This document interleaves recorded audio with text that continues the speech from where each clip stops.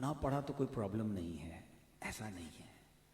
درود پاک ایک امتی کے لیے پڑھنا کتنا ضروری ہے، ایک حدیث پاک آپ کو سناتا ہوں، اور خوبصورت واقعہ بھی ہے۔ بی بی عائشہ صدیقہ طاہرہ طیبہ رضی اللہ تعالی عنہا اب فرماتی ہے کہ ایک بار میں اپنے گھر میں رات کا وقت تھا، کچھ سی رہی تھی۔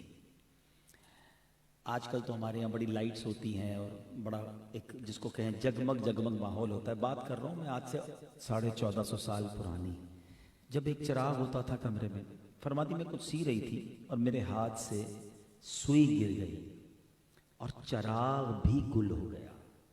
سوچے کتنا اندھیرا ہو گیا ہوگا، آج اس روشنی میں بھی سوئی گر جائے نا تو تلاش کرنے میں ٹائم لگتا ہے۔ چراغ گل ہو گیا، سوئی گر گئی۔ میں تلاش کر رہی تھی کہ اتنے میں میرے آقا صاحب معراج صلی اللہ تعالی علیہ وسلم اپنا نور والا چہرہ چمکاتے ہوئے میرے کمرے میں آ گئے۔ نبی پاک علیہ الصلوۃ والسلام کے چہرہ انور سے اتنا نور نکلا کہ پورا کمرہ جو ہے وہ بکائے نور بن گیا۔ اتنی روشنی ہو گئی کہ میں نے اپنی گم شدہ جو سوئی تھی اسے تلاش کر لیا۔ اب یہاں تک تو یہ واقعہ بہت خوبصورت ہے۔ بی بی عائشہ صدیقہ رضی اللہ تعالی عنہا نبی پاک سے عرض کرتی، حضور آپ کتنے خوبصورت ہیں، آپ کتنے حسین ہیں، آپ کا چہرہ کتنا پیارا ہے۔ اب نبی پاک علیہ السلام فرماتے ہیں بربادی ہے، ہلاکت ہے اس شخص کے لیے۔ میں حدیث پاک کا خلاصہ پیش کر رہا ہوں کہ بربادی ہے، ہلاکت ہے اس شخص کے لیے۔ تو عرض کی حضور کس کے لیے بربادی؟ فرمایا بخیل کے لیے، کنجوس۔ فرمایا کون بخیل؟ عرض کیا کون بخیل؟ تو نبی پاک علیہ السلام نے فرمایا وہ شخص جس کے سامنے میرا ذکر ہو اور مجھ پر درود نہ پڑھے وہ قیامت کے دن میرا چہرہ بھی نہیں دیکھ سکے گا۔ اب ذرا غور کیجئے، یہ چھوٹی محرومی نہیں ہے۔ جو شخص قیامت کے دن نبی پاک علیہ السلام کا چہرہ ہی نہیں دیکھ سکے گا، دیدار ہی نہیں کر سکے گا، تو شفاعت کن سے لے گا؟ کن کے دامن میں جا کے چھپے گا؟ حوض کوثر کے جام کن سے طلب کرے گا؟ صرف ایک ہی ہستی ہے جنہوں نے قیامت کے دن کام آنا ہے۔ بریلی کے تاجدار لکھتے ہیں نا، سنتے ہیں کہ محشر میں صرف ان کی رسائی ہے، گر ان کی رسائی ہے لو جب تو بنائی ہے۔ تو اگر آقا علیہ السلام ہی کا قرب نہ ملا تو جانا کدھر ہے؟ پھر تو مارے گئے نا۔ تو درود پاک نہ پڑھنا بہت بڑی محرومی کا باعث ہے۔ اپنی زندگی میں درود پاک کو شامل کیجیے، اور خاص طور پر جب ذکر مصطفیٰ صلی اللہ تعالی علیہ وسلم ہو تو خاص درود پاک پڑھیں اور اپنے معمولات میں درود پاک کو شامل کریں۔ اچھا، ایک طرف تو فرمایا جس کے سامنے میرا ذکر ہو اور مجھ پر درود نہ پڑے وہ میرا چہرہ بھی نہیں دیکھ سکے گا، اور دوسری طرف فرماتے نبی پاک علیہ السلام کہ تم میں سے قیامت کے دن میرے سب سے زیادہ نزدیک وہ ہوگا جس نے مجھ پر سب سے زیادہ درود پڑھے ہوں گے۔ اب اس کا مطلب یہ ہوا کہ درود پاک قرب مصطفیٰ صلی اللہ تعالی علیہ وسلم کا ذریعہ ہے، طریقہ ہے، گیٹ پاس ہے۔ اب آپ نے فیصلہ کرنا ہے کہ قیامت کے دن پیارے آقا کے قریب رہنا ہے یا معاذ اللہ ثم معاذ اللہ ان کی دیدار سے بھی محروم رہنا ہے۔ اب اپنی زندگی میں درود پاک کو شامل کریں، چلتے پھرتے اٹھتے بیٹھتے درود پاک پڑھیں، انشاءاللہ اس کی فضائل، اس کی برکتیں دنیا میں بھی دیکھیں گے اور آخرت میں بھی دیکھیں گے۔ مل کر بآواز بلند درود پاک پڑھ لیں، صلو علی الحبیب صلی اللہ تعالی علی محمد صلی اللہ علیہ وسلم۔ مختصر انشاءاللہ چند باتیں عرض کر کے اجازت چاہوں گا، وقت بھی کافی ہو گیا ہے۔ حضرت حبیب عجمی رحمت اللہ تعالی علیہ اللہ کے ولی ہیں، ایک شخص آپ کا جاننے والا تھا، دوست تھا، اور مکہ مکرمہ زیارت کے لیے جا رہا تھا، طواف کے لیے، عمرے کے لیے۔ کہتا ہے حضرت یہ 10,000 درہم آپ کو دیتا ہوں، اس میں سے اس پیسوں سے ایک اچھا سا گھر خرید لیجئے گا، میں ذرا سفر کر کے جب واپس بصرہ آؤں تو مجھے رہنا ہے یہاں پر، آپ ماشاءاللہ ایماندار آدمی ہیں، مجھے فیور کیجئے گا، میرے ان پیسوں سے گھر خرید لیجئے گا۔ حضرت حبیب عجمی نے اس سے پیسے لیے، وہ بندہ چلا گیا مکے۔ اتفاق ایسا ہوا کہ ان دنوں بصرہ کے اندر آٹے کی، اناج کی قلت ہو گئی، لوگ بڑے پریشان، کھانے پینے کی تنگی ہو گئی۔ آپ نے 10,000 درہم جو اس نے دیے تھے اس کا آٹا خریدا اور غریبوں میں صدقہ کر دیا۔ دوستوں نے کہا حضرت یہ آپ نے کیا کیا؟ پیسے اس نے آپ کے پاس امانت رکھوائے تھے۔ آپ نے فرمایا گھبراؤ نہیں، وہ آئے گا، اس کو ایک آفر کروں گا، قبول کرے گا تو ٹھیک ہے، ورنہ پیسے اس کو واپس مل جائیں گے۔ بہرحال وہ بندہ سفر کر کے آیا، کہتا ہے حضرت کو گھر خرید لیا آپ نے میرے لیے، میں نے پیسے دیے تھے آپ۔ حضرت حبیب عجمی رحمۃ اللہ تعالیٰ کہتے ہیں ہاں گھر خرید لیا ہے، باغ بھی ہیں، نہریں بھی ہیں، درخت بھی ہیں اس میں۔ کہا اچھا بیوٹیفل، میں رہنا چاہوں گا اس گھر میں۔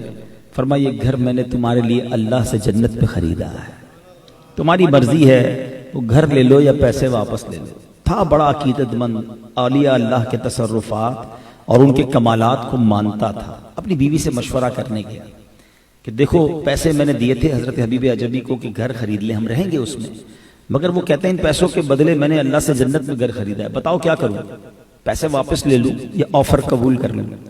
بیوی بھی سبحان اللہ اللہ والوں کی ماننے والی تھی، کہتے ایسا کرو حبیب عجمی رحمت اللہ تعالی علیہ سے جا کے کہو کہ جو آپ کہہ رہے ہیں نا یہ لکھ کر دے دیں، ضمانت لکھ کر دے دیں کہ ہمیں اللہ تبارک و تعالیٰ کی طرف سے جنت میں گھر ملے گا۔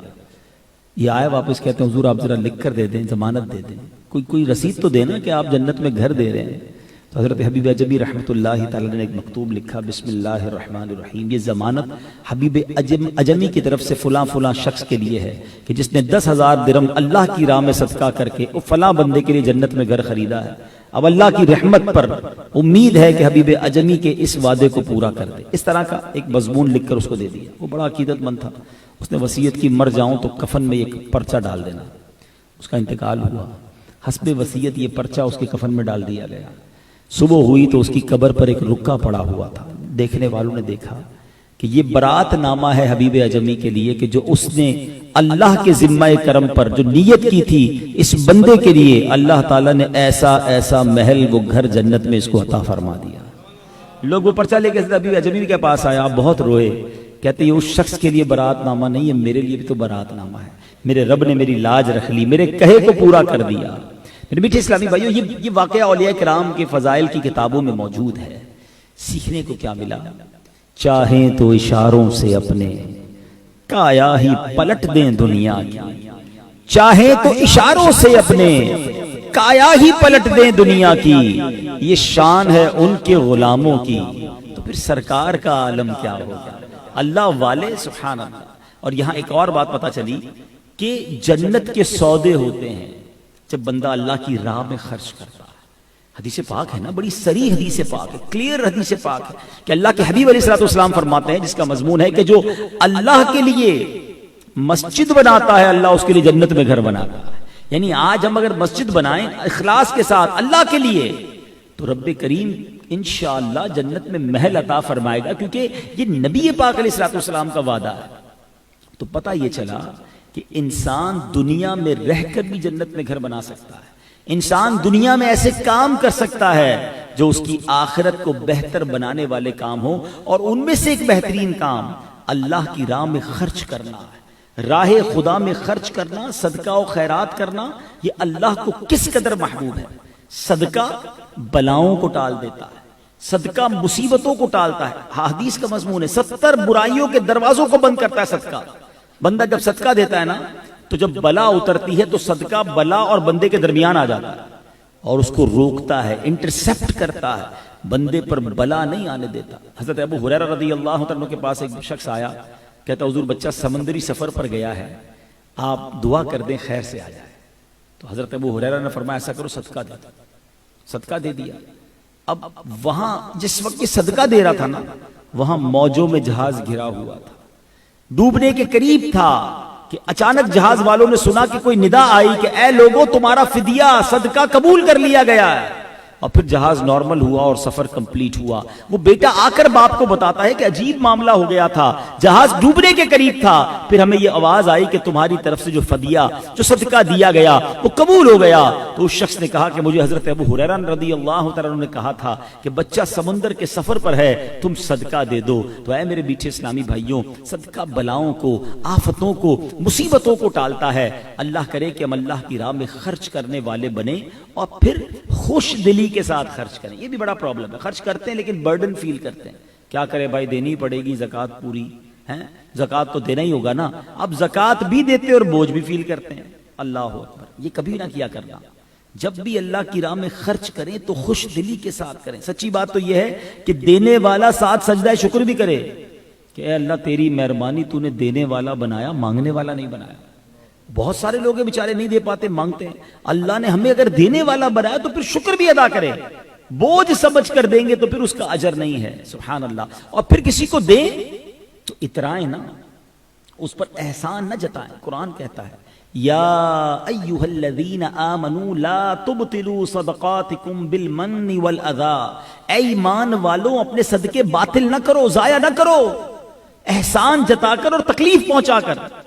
لوگ جب کسی کی مدد کرتے ہیں بعد میں اسی کو یاد دلا رہے ہوتے، یاد ہے نا قرضہ دیا تھا، بھول تو نہیں گیا؟ نوکری میں نے دلائی تھی، میرے پاس آیا تھا چپل پہن کر، کچھ بھی نہیں تھا، میں نے کاروبار کرنا سکھایا. آپ نے مدد کی، بڑی اچھی بات ہے. یہ جو اب آپ کر رہے ہیں یہ آپ غلط کر رہے ہیں، یہ آپ اپنے صدقے کو بھی ضائع کر رہے ہیں اور دل آزاری بھی کر رہے ہیں. یہ باطل ہو جاتا ہے صدقہ. نہ بتائیں کسی کو نہ بتائیں کہ آپ نے کسی کی کیا ہیلپ، اس کو بھی نہ چچائیں. بلکہ سچی بات یہ کہ اگر میں نے کسی کو صدقہ دیا، کسی کی مدد کی، تو کمال کیا کیا؟ مجھے بتائیں نا. اللہ نے دیا تو یہ کیا نا، نہ دیتا تو میں کیا کرتا؟ تو اگر رب نے یہ موقع دیا تو اللہ کی مہربانی، میرا کیا کمال ہے اس میں؟ لیکن لوگ دیتے بھی ہیں اور جتاتے بھی ہیں. نہ کیا کرو. ہمیشہ ایک بار فرشتوں میں یہ مناقشہ ہوا، یہ بحث ہونے لگی کہ سب سے پاورفل اللہ تعالیٰ کی طرف سے مخلوق کون سی ہے. تو کسی نے کہا کہ پہاڑ، ماؤنٹینز بہت بڑے ہیں، اتنے زبردست قوی. تو دوسرا فرشتہ کہتا ہے نہیں، لوہا، کیونکہ لوہا پہاڑ کو بھی کاٹ دیتا ہے. تیسرے نے کہا نہیں، آگ تو لوہے کو بھی پگھلا دیتی ہے. ایک اور فرشتہ کہتا ہے پانی تو آگ کو بھی بجھا دیتا ہے. تو اگلے نے کہا ہوا پانی کو بھی بہا دیتی ہے. Confusion. which is the powerful creation of اللہ سبحانہ و تعالیٰ. سب سے زیادہ پاورفل چیز کون سی ہے؟ فرشتوں نے اللہ کی بارگاہ میں عرض کیا مولا تو ہی بتا دے، تیری سب سے مضبوط طاقتور مخلوق کون سی ہے؟ اللہ فرماتا ہے میرا وہ بندہ جو دائیں ہاتھ سے صدقہ کرے اس کے بائیں ہاتھ کو پتہ نہ ہو.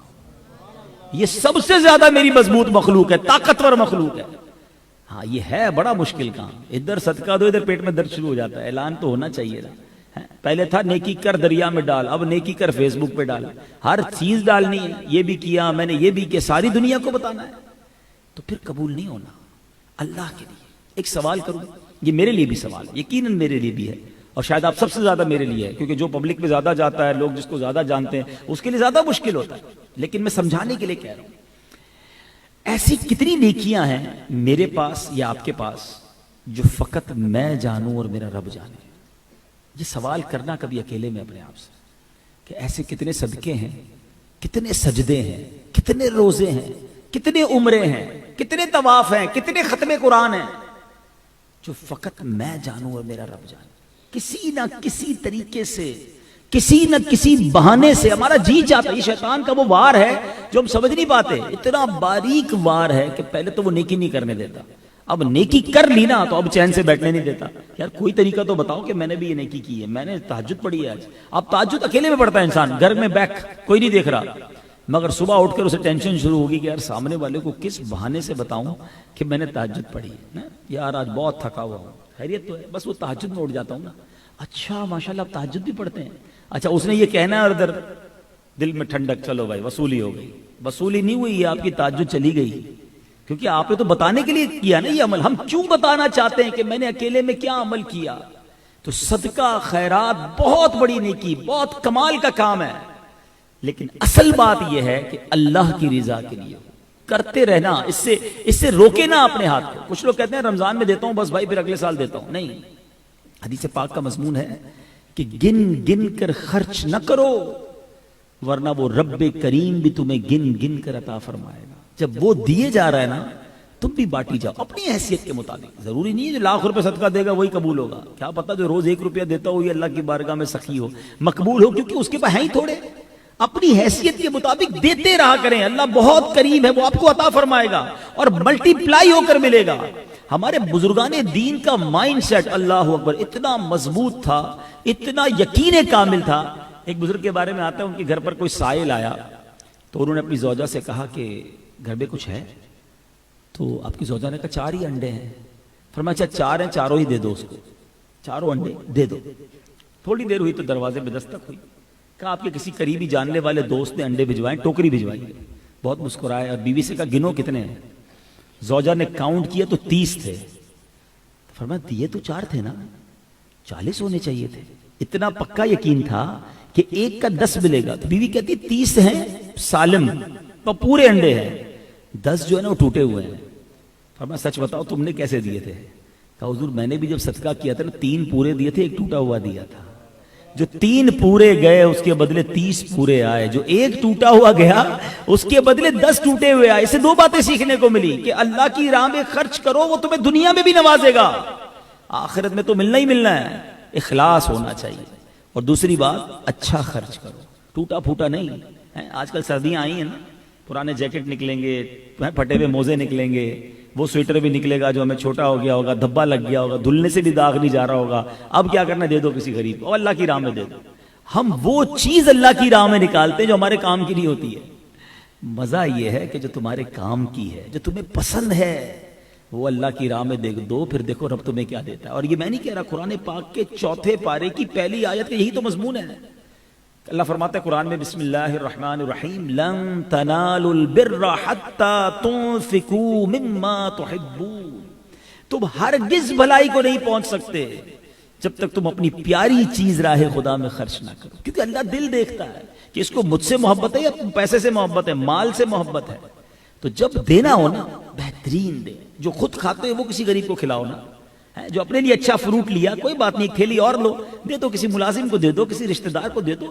دل سے دعا نکلے گی اللہ کی بارگاہ میں. دل ضروری نہیں آپ پوری دیگ پکا کے کھلائیں, ایک پلیٹ کھلاؤ, لیکن جو خود کھاتے ویسے ہی کھلاؤ نا. پھر دیکھو اس کا مزہ ہی اور ہے. اور ہر چیز میں یہ سوچے, اپنے لیے جرابیں لی, یار ایک میں اپنے قریب رشتہ دار کے لیے بھی لے لیتا ہوں, کیا فرق پڑے گا. سویٹر اپنے لیے لیا, یار میرے بھی تو بھائی کا بچہ ہے یا چچا کا بیٹا ہے یا فلاں پڑوسی ہے, اس کا بچے کو بھی سویٹر دوں گا, اپنے بچے کے لیے لے رہا ہوں, ایک اس کے بچے کے لیے. یہ اللہ کرے مائنڈ سیٹ بن جائے. نیکی کمانے کا جب ذہن ہوگا نا کہ یار زیادہ سے زیادہ نیکیاں کماؤ, اور مال کے ذریعے نیکیاں کمائی جا سکتی ہیں. بیسیکلی یہ اگلے جہان میں ڈپازٹ ہوتا ہے. آخری بات کرتا ہوں اور پھر کنکلوژن کی طرف آتے ہیں.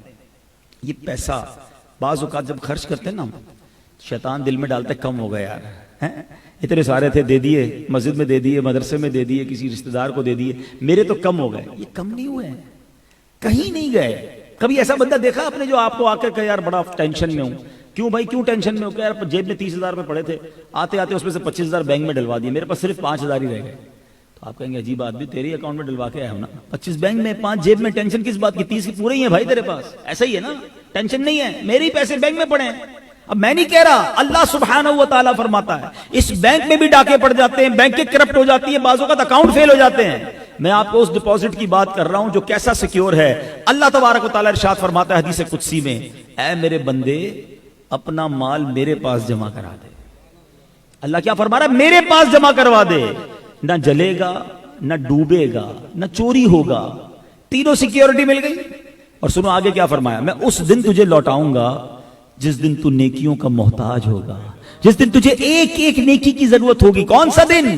جب ماں کام نہیں آئے گی, بیٹا ماں کو جواب نہیں دے گا, باپ کرم نہیں فرمائے گا.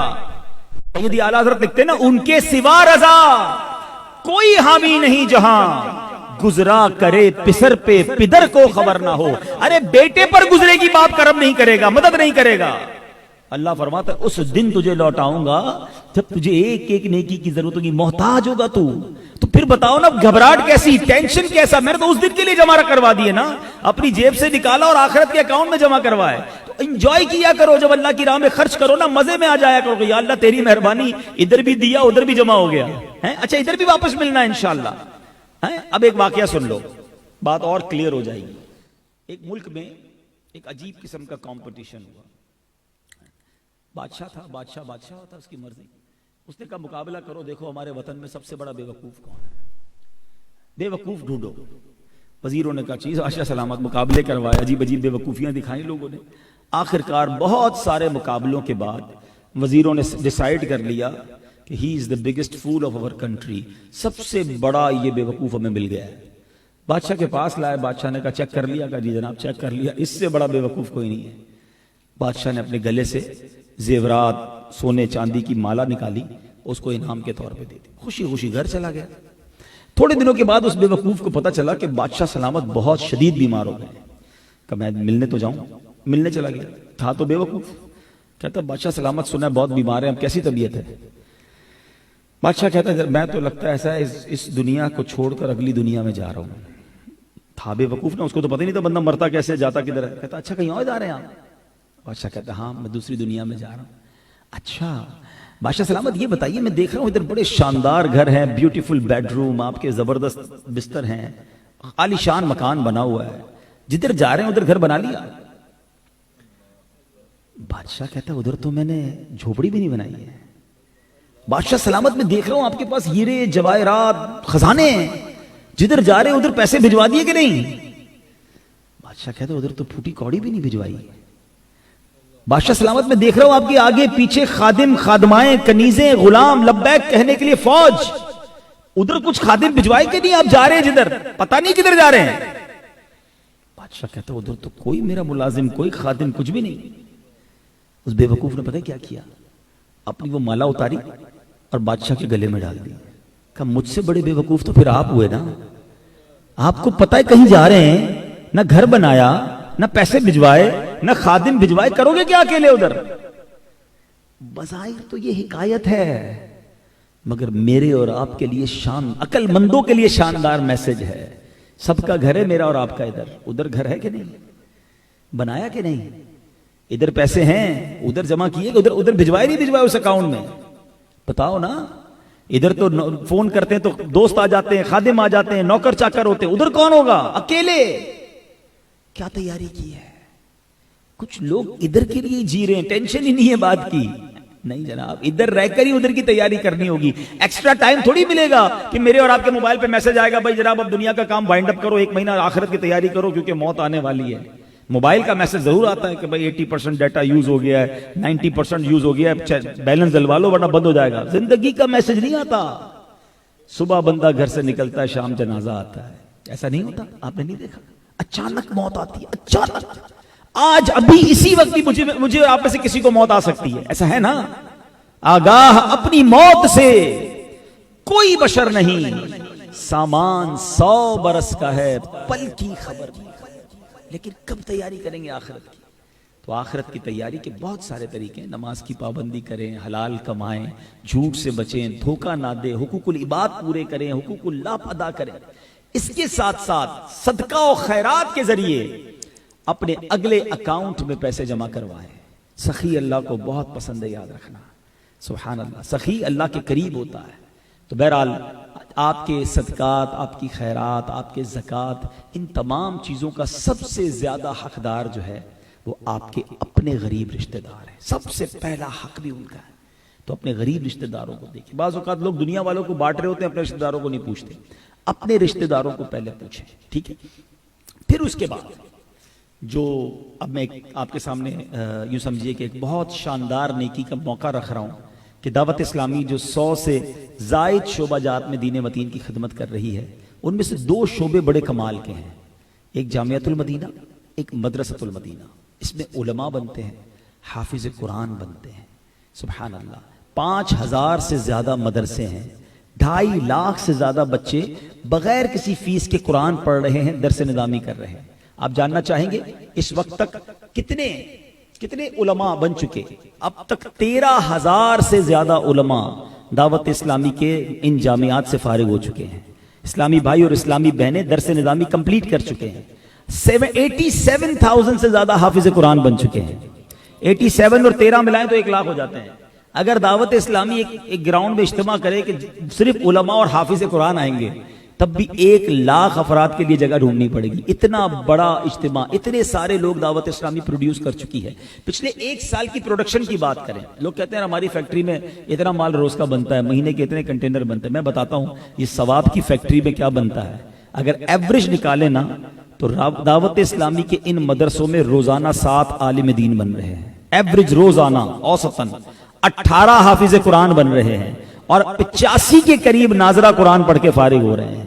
مجھے بتاؤ دنیا میں ایسی کوئی اور فیکٹری ہے کہ اس تیزی کے ساتھ علماء پروڈیوس ہو رہے ہیں، حافظ قرآن بن رہے ہیں اور پھر پوری دنیا میں جا کر دین کی خدمت کر رہے ہیں، غیر مسلموں کو مسلمان کر رہے ہیں، علم دین کی شمع کو روشن کر رہے ہیں. تو اے میرے میٹھے اسلامی بھائیو، ہمارے وطن میں بھی کوئی بہت بڑی فیکٹری لگ جائے نا اور بڑا منافع ہو اس میں، تو لوگ کہتے ہیں تھوڑا سا حصہ دلا دو یار، اس کاروبار میں پارٹنر بنا دو، تھوڑا شیئر ہی مل جائے تاکہ اتنا بڑا کام ہے مجھے بھی روز منافع آتا رہے گا. تو میں آپ کو آج آفر کر رہا ہوں، دعوت اسلامی نے سچی بات ہے ہم پر مہربانی کی ہے کہ اتنے بڑے مبارک نیکی کے کام میں ہم سب کو حصہ ملانے کا موقع دیا ہے۔ 350 کروڑ روپے مہینے سال کا خرچ ہے، بہت بڑا خرچ ہے اس 2 شعبہ جات پر۔ ہم نے کیا کیا، اس کی یونٹ بنا دیے، 3.5 لاکھ یونٹ بنا دیے اور 10,000 روپے کا ایک یونٹ ہے۔ تو اب ہم سب اس میں حصہ دار بن سکتے ہیں، جس کو اللہ نے جتنا نوازا ہے، پنجتن پاک کے 5 یونٹ دے، 12ویں شریف کے 12 یونٹ دے، 11ویں کے 11 یونٹ دے، اور اللہ پاک نے نوازا تو نبی پاک کے 63 عمر مبارک کے 63 یونٹ دے، 92 محمد علیہ السلام کا عدد ہے 92 دے، 112 دے، جتنا گڑ ڈالیں گے اتنا میٹھا۔ وہی والی بات کہ دے کر یہی سوچے اگلے اکاؤنٹ میں جمع کرا رہا ہوں، اب جتنے کرانے آپ کی مرضی، زکوٰۃ بھی دے سکتے ہیں اس میں۔ تو یہ بہت بڑی نیکی کا موقع ہے۔ 15 نومبر پرسوں انشاءاللہ یہ ٹیلی تھون ہونے جا رہا ہے، دوپہر 2 سے لے کر رات گئے تک ہم لائیو ٹرانسمیشن کر رہے ہیں، پوری دنیا کے عاشقان رسول کو اپیل کر رہے ہیں۔ تو آج میں آپ کے پاس آ کر بھی یہی گزارش کر رہا ہوں، ہمارے ذمہ داران یہاں موجود ہیں، خود جن کے گھر پہ محفل ہے وہ دعوت اسلامی کے ذمہ دار ہیں، تو ان سے آپ بات کر سکتے ہیں، اپنے یونٹ بک کر سکتے ہیں کہ اچھا اس میں بہت اچھا طریقہ یہ کہ جن کے ماں باپ دنیا سے چلے گئے تو مرحوم ماں باپ کے نام پر بھی ایک یونٹ لیں، اپنے لے لیں، اپنے بچوں کی امی کے لیے لیں، اپنے بچوں کے نام کے لیں، جس کو اللہ نے جتنا نوازا۔ ایک فیملی ہمارے جاننے والے ہیں ماشاءاللہ، ان کے 54 فیملی کے افراد ہیں، بھائی سارے بچے، انہوں نے 54 یونٹ لیے، سب بچوں کے نام پر ہم ایک یونٹ دیں گے تاکہ اللہ پاک اس صدقے کی برکت سے ہم سے بلاؤں کو دور کر دے۔ صدقہ بلاؤں کو ٹالتا ہے، کرونا وائرس کا زمانہ ہے، آپ اس نیت سے بھی یونٹ دے دیں کہ اللہ پاک کرونا وائرس سے بچائے، آفتوں سے بچائے، مصیبتوں سے بچائے۔ تو بہرحال اللہ کریم سے دعا ہے ہمیں سخاوت عطا فرمائے، اپنی راہ میں دل کھول کر خرچ کرنے والا بنائے، بخل سے محفوظ فرمائے، آمین یا رب العالمین۔ انشاءاللہ ایسی پیاری باتیں دعوت اسلامی کے مدنی ماحول میں سیکھی سکھائی جاتی ہیں۔ مدنی چینل بھی دیکھتے رہیں، اس طرح کے بیانات سنیں گے تو اور بھی ہماری تربیت ہوتی رہے گی۔ اللہ پاک عمل کرنے کی توفیق عطا فرمائے۔ صلو علی الحبیب صلی اللہ تعالی